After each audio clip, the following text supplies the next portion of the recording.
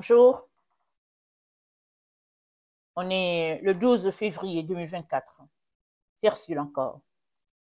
Alors, sa présence, la différence. Alors, comme j'ai dit, le message que je viens d'apporter, le Seigneur me l'a donné hier. Amen. Il me l'a donné hier, j'ai pas pu l'apporter. Marcher où se trouve sa présence, j'ai pas pu. J'ai manqué de temps. Alors, ce matin, avant d'apporter le message, j'ai demandé au Seigneur s'il avait quelque chose à me dire concernant le message que j'étais en train de vouloir apporter. Parce que je le sentais un peu, je sentais le message incomplet. J'ai dit, Seigneur, est-ce que tu as quelque chose à me dire à propos de ce message-là que je n'ai pas encore livré? Et le Seigneur m'a dit, sa présence, la différence. Et puis il m'a donné les passages là. Alors, on va aller regarder dans Jean 5, le verset 1 à 17. Après cela, il y eut une fête des Juifs et Jésus monta à Jérusalem. Or, à Jérusalem, près de la porte des brebis, il y a une piscine qui s'appelle en hébreu Bethesda et qui a 5 portiques. Sous ces portiques étaient couchés en grand nombre des malades, des aveugles, des boiteux, des paralytiques qui attendaient le mouvement de l'eau. Car un ange descendait de temps en temps dans la piscine et agitait l'eau. Et celui qui descendait le premier, après que l'eau avait été agitée, était guéri, quelle que fût sa maladie. Là se trouvait un homme malade depuis 38 ans. Jésus l'ayant vu coucher, et sachant qu'il était malade depuis longtemps, lui dit, veux-tu être guéri? Veux-tu être guéri? Le malade lui répondit, Seigneur, je n'ai personne pour me jeter dans la piscine quand l'eau est agitée. Et pendant que j'y vais, un autre descend avant moi. Lève-toi, lui dit Jésus, prends ton lit et marche. Aussitôt, cet homme fut guéri. Il prit son lit et marcha. C'était un jour de sabbat. Les Juifs dirent donc à celui qui avait été guéri, c'est le sabbat, il ne t'est pas permis d'emporter ton lit. Il leur répondit, celui qui m'a guéri a dit, prends ton lit et marche. Ils lui demandèrent, qui est l'homme qui t'a guéri, prends ton lit, qui t'a dit, prends ton lit et marche. Mais celui qui avait été guéri ne savait pas qui c'était, car Jésus avait disparu de la foule qui était en ce lieu. Depuis, Jésus le trouva dans le temple et lui dit, voici, tu as été guéri, ne pêche plus, de peur qu'il ne t'arrive quelque chose de pire. Cet homme s'en alla et annonça aux Juifs que c'était Jésus qui l'avait guéri. C'est pourquoi les Juifs poursuivaient Jésus, parce qu'il faisait ces choses le jour du sabbat. Amen. Alors, le Seigneur nous a encouragés à marcher où se trouve la présence de Dieu. Et là, dans cette histoire de la piscine, à Bethesda, c'est Jésus qui a marché là où il y avait la personne. Amen. La personne n'a pas eu besoin de marcher où se trouvait Dieu. Jésus est venu trouver la personne. Jésus est venu là où il y avait la personne afin que cette personne reçoive la bénédiction de Dieu. Et là où Jésus-Christ se trouve, la présence de Dieu est. La gloire de Dieu est. Amen. Jésus-Christ voulait le bénir. Amen. Mais ce qui est sorti en premier, c'était le blocage dans lequel il vivait. Il avait de l'amertume dans son cœur. Il avait les plaintes contre les gens. Il était frustré et l'abondance du cœur, la bouche pâle. Alors, tout est sorti. C'était à cause des autres qu'il n'arrivait pas à entrer dans la piscine. Il n'avait personne et puis ben voilà. Alors, pour couper court, Jésus lui a dit,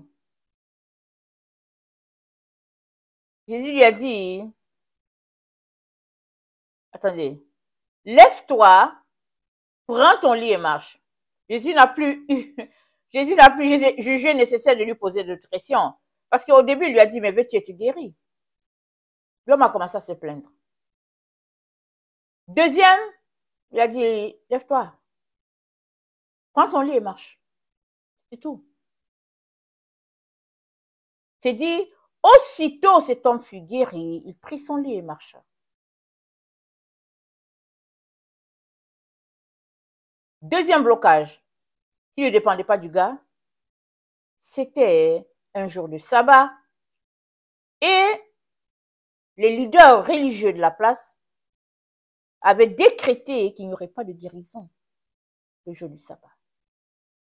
Pas Dieu qui l'avait décrété, eux l'avaient décrété. Parce que le sabbat, c'est une fête. Amen. Dieu a donné 7 fêtes à l'humanité et le sabbat, c'est la 8e fête de chaque semaine. Un jour de repos, un jour de repos, un jour où on célèbre, un jour où on rend grâce à Dieu, un jour où on se délecte de la présence de Dieu, un jour de bénédiction, un jour de miracle. Amen. Le sabbat, c'est le miracle éternel pour l'humanité. Dieu a dit dans Ézéchiel 20, le verset 20, à cela, tous sauront que vous êtes mes enfants. Parce qu'il a dit que le sabbat soit un signe. Que vous êtes les enfants de Dieu. Donc le sabbat, c'est le miracle de Dieu pour l'humanité. Mais, ceux qui opposent Dieu ont décidé d'en faire un jour contraire. Ils ont marqué le hockey de Dieu dans son plan extraordinaire pour l'homme. Dieu a décidé que il y aurait un jour où l'homme se réjouirait. Et c'était le jour du sabbat. Et c'est le jour du sabbat. Un jour où on se repose, on se prélasse dans la présence de Dieu. Un jour, amen, où Dieu permet à la terre, les animaux, la végétation, toute sa création, Dieu permet que ce jour-là, ce soit un jour d'unisson avec le ciel. Alors que le ciel célèbre le sabbat, la terre aussi célèbre le sabbat, Dieu a prévu ça comme ça. Mais les individus mal intentionnés ont dit non, non, non, non, pas du tout. Et cet homme s'est accordé avec eux. Sans le savoir, bien sûr. Il avait gardé l'amertume dans son cœur et les plaintes. Et c'est ça qui faisait qu'il s'accordait avec eux. Parce que la création a ses mystères, n'est-ce pas? Et Dieu a créé notre monde, un monde parfait, un monde beau. L'ennemi est venu apporter, au fait,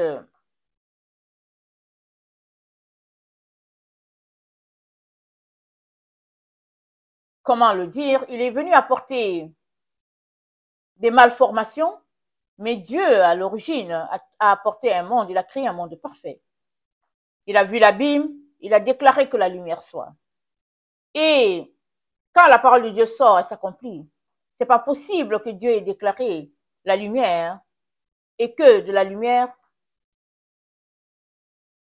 il n'y ait pas eu obéissance. C'est pas possible.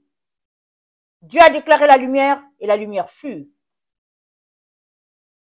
Mais, avec toutes les erreurs apportées par les anges déchus, les êtres humains, les choses sont devenues ce qu'elles sont. Et cet homme, à la piscine de Bethesda, sans le réaliser, sans le vouloir, s'accorder avec ces mêmes gens-là qui opposaient le sabbat tel que Dieu l'a créé par ce blocage qu'il y avait dans ses émotions. Il était rempli d'amertume, de frustration, d'incompréhension. Il dit, je n'ai personne pour m'aider. Mais Jésus était là, Dieu était là en personne pour l'aider. Mais il n'a pas vu Dieu. Amen. Il n'a pas vu Dieu. Même quand les gens lui ont demandé qui est-ce, il dit, moi je ne sais pas. Il n'a pas vu Dieu. Si bien que n'eût été la compassion de notre Père, il serait passé à côté. Il serait passé à côté de son jour de délivrance par une histoire de plainte et d'amertume. Parce que en développant des émotions négatives, il s'accorde tout simplement à tous ceux-là qui ont fait du sabbat une occasion de chute pour l'être humain. Au lieu de bénir le peuple dans ce jour, au lieu de leur prêcher la parole de Dieu, au lieu de prier pour eux pour leur guérison, les sacrificateurs leur disaient, ne venez pas, le jour du sabbat, c'est le repos, retournez chez vous. Retournez chez vous. Alors, si le peuple de Dieu ne peut pas être guéri le jour du sabbat, quel jour devrait-il être guéri? Puisque le sabbat, c'est le repos. Le sabbat, c'est le repos. Le sabbat, c'est la présence de Dieu. Alors, si ce jour, on ne peut pas être guéri, quel est donc le jour qu'on pourrait être guéri? Amen. Et Dieu merci pour notre temps, le temps dans lequel nous sommes. Les révélations de Dieu ont évolué. Si bien que Jésus est venu, et avec Jésus, la guérison est possible à toute seconde, chaque minute. Tout est possible à tout moment, parce que la présence de Dieu se manifeste. Amen. Et Dieu fait remarquer ici, c'est que Dieu était présent pour bénir, mais il y avait des obstacles à cette guérison. Et c'était les émotions de la personne. Amen. Les émotions de la personne bloquaient la présence de Dieu qui était prêt à faire des choses.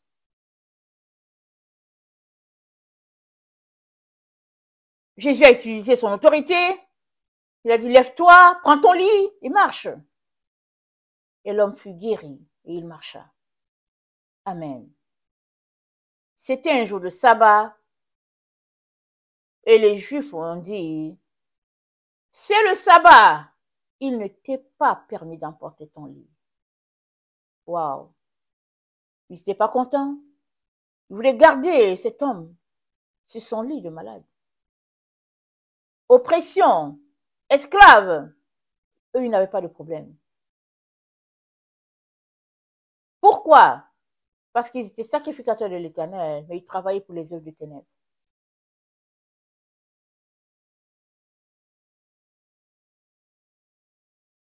Sa présence, la différence.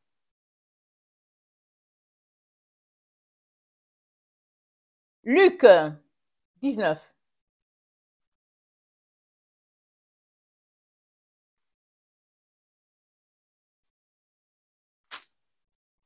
Luc 19. Il y avait à Jéricho un homme riche. Et Jésus étant entré dans la ville, traversait la ville. Et l'homme riche était un publicain, il était le chef des publicains et il ne pouvait pas voir Jésus parce qu'il était de petite taille. Alors il courut en avant et monta sur un sycomore afin de voir Jésus. Lorsque Jésus arriva à son niveau, Jésus leva les yeux et lui dit, Zachée, hâte-toi de descendre, car il faut que je demeure aujourd'hui dans ta maison. Zachée se hâta de descendre et le reçut avec joie. Voyant cela, tous murmuraient. Il disait, il est allé loger chez un homme pécheur. Mais Zachée, se tenant devant, le Seigneur lui dit, voici, Seigneur, je donne aux pauvres la moitié de mes biens et si j'ai fait tort à quelqu'un, je lui rends le quadruple. Jésus lui dit, le salut est entré aujourd'hui dans cette maison, parce que celui-ci est aussi un fils d'Abraham, car le Fils de l'homme est venu chercher et sauver ce qui était perdu. Vous savez que dans la culture des Juifs, tu n'entres pas dans la maison d'un homme impur. Amen. Quand tu sais qu'une maison est impure, tu n'y entres pas. Et Zachée était un collecteur d'impôts et puis il était le chef. Donc tout le monde savait que il commettait des actions qui n'étaient pas correctes, dont les gens l'avait à l'œil, il abusait du peuple, comme on dit, il confisquait leurs affaires, amen, et il n'avait pas bonne réputation. Cela n'a pas empêché Dieu d'aller le chercher. Amen. Là où la présence de Dieu se trouve, là se trouve la délivrance, là se trouve la liberté. Et voilà ce que le peuple a dit. Jésus est entré chez lui, Jésus a dit, Zachée, descends. Et Jésus est entré chez lui et s'est dit, voyant cela, tous murmuraient. Il est entré chez un homme pécheur. Voilà. Il a osé entrer. Enfin, on le prend la main dans le sac, comme on dit. Enfin, s'il était un vrai enfant de Dieu, s'il était un vrai rabbi, il n'allait pas entrer chez un pécheur. Enfin, le voilà. Et puis tous murmuraient.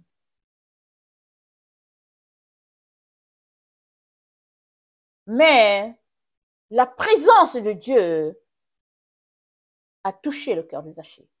Pendant que les autres murmuraient en disant, il a fait ceci, il a fait cela, Zachée était tout simplement en train de réaliser le pécheur que lui, il était. Il y avait une lutte qui se passait à l'intérieur de Zachée.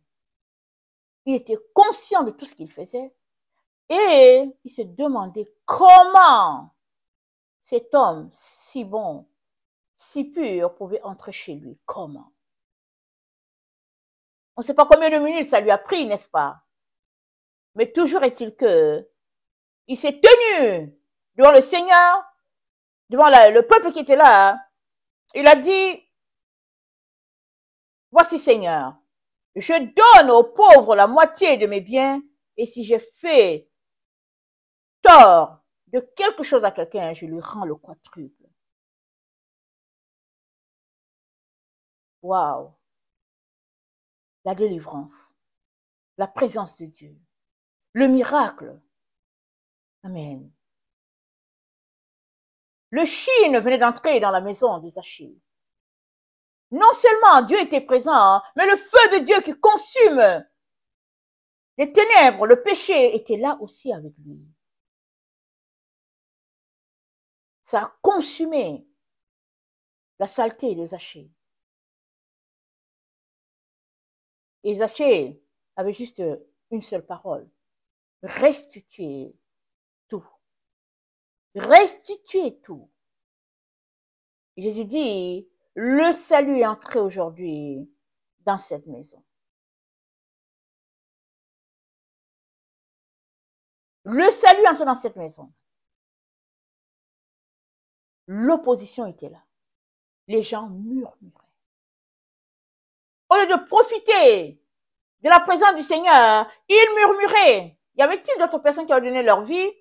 La Bible n'en parle pas, mais Zachée avait réalisé combien il avait besoin de la présence de Dieu. Et il a ouvert sa bouche pour dire, je restitue. Il a profité de la présence du Seigneur. Il a vu le timing de Dieu. Il a vu Dieu dans la personne de Jésus. Alors que les autres voulaient le condamner, voulaient tout simplement voir les fautes qui étaient en lui, Zachée, lui, il a vu autre chose. Il a vu Dieu dans sa maison. Amen. Luc 5.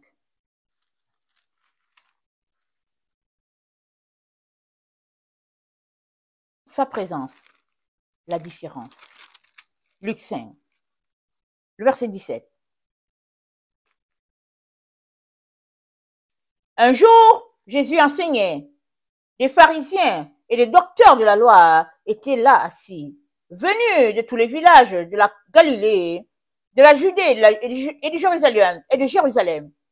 Et la puissance du Seigneur se manifestait par des guérisons. Amen. La puissance du Seigneur se manifestait par des guérisons. Et voici des gens portant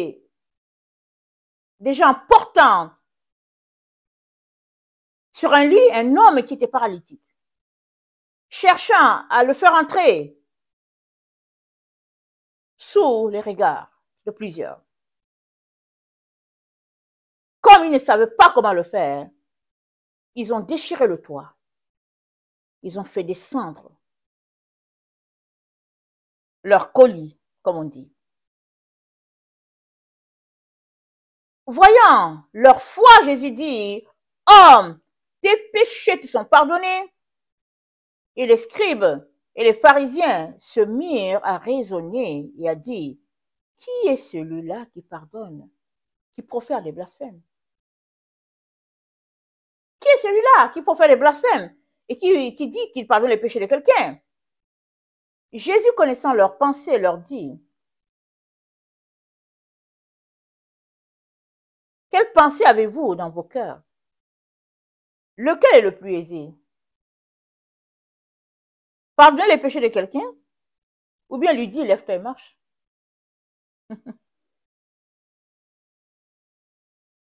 Afin que vous sachiez que le Fils de l'homme a sur la terre le pouvoir de pardonner les péchés, je te l'ordonne. Dit-il au paralytique, lève-toi, prends ton lit et va dans ta maison.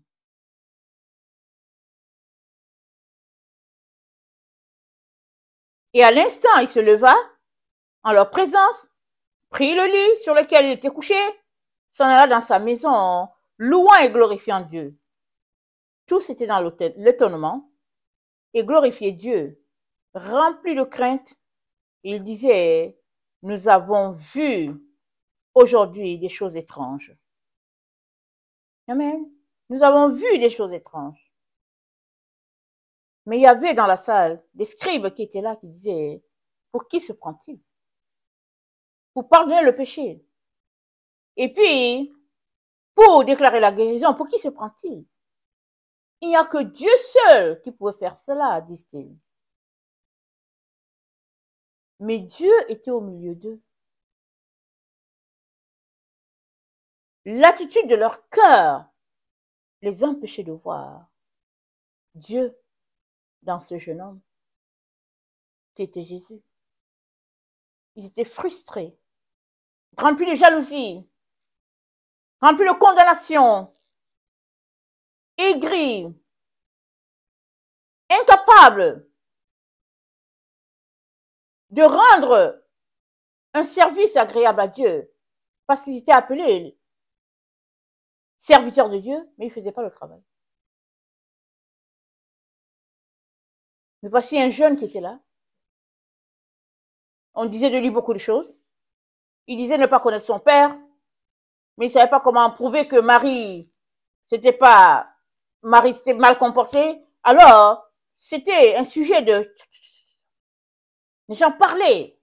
Ils ne savaient pas qui était le père de Jésus. Donc, ils avaient tout cela dans leur esprit, en train de le juger, en train de le condamner, en train de le traiter de tout ce qui n'est pas. Mais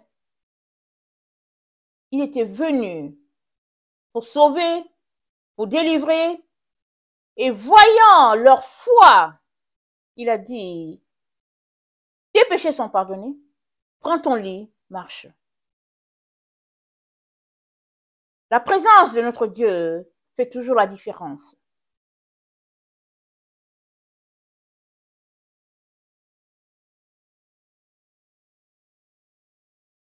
Mais toi, est-ce que tu sais en profiter? Amen. Sais-tu en profiter? Jésus n'est pas présent ici sur la terre par la chair, mais il est présent par son Saint-Esprit. Il a dit, je vous donnerai un autre consolateur. Il sera toujours avec vous. Le consolateur est là. Partout sur la terre, le consolateur est là. Même dans les endroits les plus ténébreux, le consolateur est là. Maintenant, ça dépend de l'attitude de ton cœur. Parce que tout enfant de Dieu porte la présence de Dieu avec lui. Quand tu arrives quelque part, si tu es un enfant de Dieu, rempli de sa grâce, rempli de sa présence, Dieu est avec toi. À l'endroit où tu entres, il est avec toi. Sais-tu qu'il est avec toi?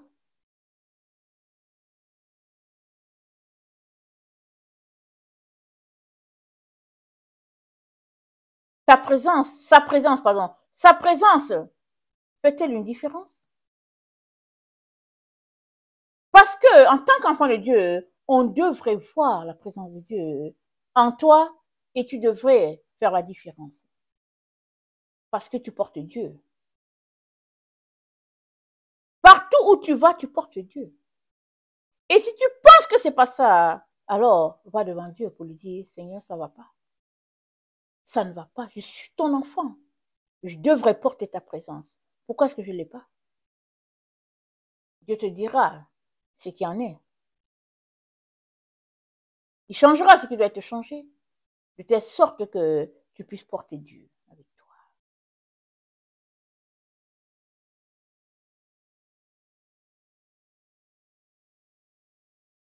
Les êtres humains mal intentionnés ont décidé d'ôter des enfants de Dieu la présence de leur Dieu, en leur envoyant toutes sortes d'intoxications, toutes sortes de maladies par-ci, par-là, des politiques qui, au lieu de protéger l'être humain, sont là contre l'être humain, toutes sortes de situations pour servir de blocage à la race créée à l'image de Dieu.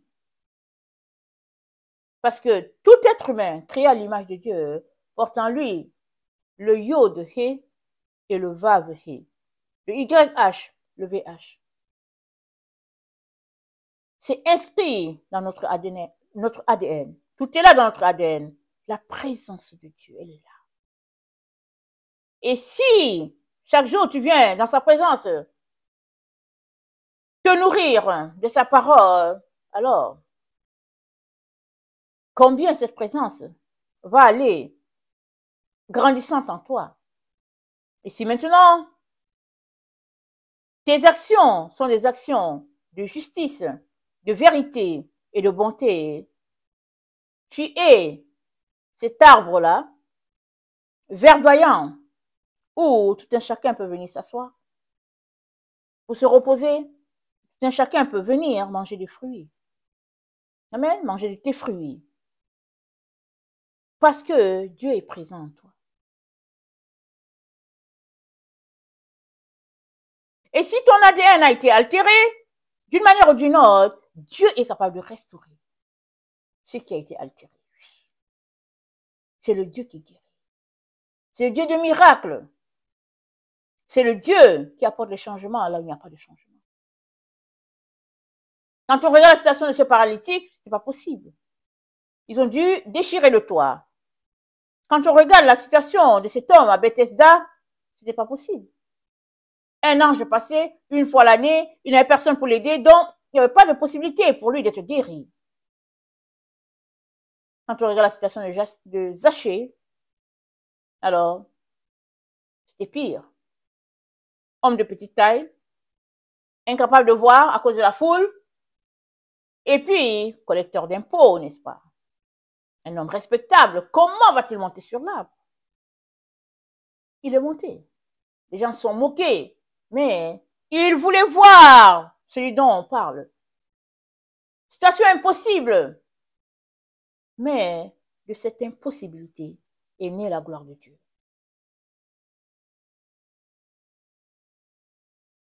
Quel est ton problème? Qu'as-tu comme difficulté, comme blocage, que rien ne peut être fait? Qu'as-tu? Dieu, sa présence, c'est la différence. Lui seul est capable d'apporter le changement. Désire sa présence. Soupire après sa présence. Appelle après sa présence. Sa présence changera tout ce qui ne peut pas être changé du point de vue humain. Amen. Je terminerai en lisant Luc 8. Au verset 8, voilà ce qu'il dit. Luc 8, le verset 8.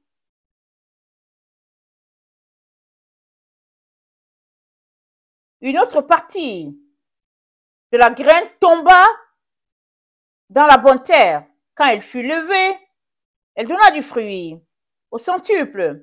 Après avoir ainsi parlé, Jésus dit à haute voix, que celui qui a les oreilles pour entendre, entende. Verset 15. Ce qui est tombé dans la bonne terre, ce sont ceux qui, ayant entendu la parole avec un cœur honnête et bon, la retiennent et portent du fruit avec persévérance. Personne, après avoir allumé une lampe, ne la couvre d'un vase ou ne la met sous un lit, mais il la met sur un chandelier, afin que ceux qui entrent voient la lumière. Car il n'est rien de caché, qui ne doivent être découverts, rien de secret, qui ne doivent être connus et mis au jour. Prenez donc garde à la manière dont vous écoutez, car on donnera à celui qui a, mais à celui qui n'a pas, on ôtera même ce qu'il croit avoir. Amen. Prenez garde à la manière dont vous écoutez. Prenez garde. Il n'y a rien de caché qui ne doivent être découverts. Quand le paralytique est venu, il a ouvert le toit pour être guéri. Personne ne le connaissait, ou bien, bon, certains le connaissaient peut-être, mais toujours est-il que c'était pas évident de savoir pourquoi il était dans cet état. Mais Jésus lui a dit, va et ne pêche plus. Ça veut dire que le péché l'a mis là, dans cet état-là. Il a reçu les conséquences du péché. Pour lui, c'était ça. Et Jésus lui a dit, ne pêche plus. C'est-à-dire, prends garde. Prends garde à la manière dont tu te conduis. On donnera à celui qui a, mais à celui qui n'a pas, on ôtera même ce qu'il croit avoir. Qu'est-ce que tu as? Mais qu'est-ce que tu as? Et si tu ne sais pas ce que tu as, va dans la présence de Dieu. La différence sera dans ta vie, de telle sorte que tu représenteras parfaitement ton Père. Là où nous nous trouvons, le Saint-Esprit en toi. Tu portes en toi Dieu. C'est pas possible que ta vie soit terne. C'est pas possible que ta vie n'impacte pas une autre personne. C'est pas possible que ta vie ne puisse pas apporter la lumière à quelqu'un d'autre, le ciel. C'est pas possible. Si c'est ton cas, viens devant Dieu. Il changera ce qui doit être changé, afin que sa gloire se répande sur la terre à travers toi. Que le Seigneur bénisse sa parole. Maranatha, Jésus revient. Amen. Alléluia. Sont tous bénis. Amen.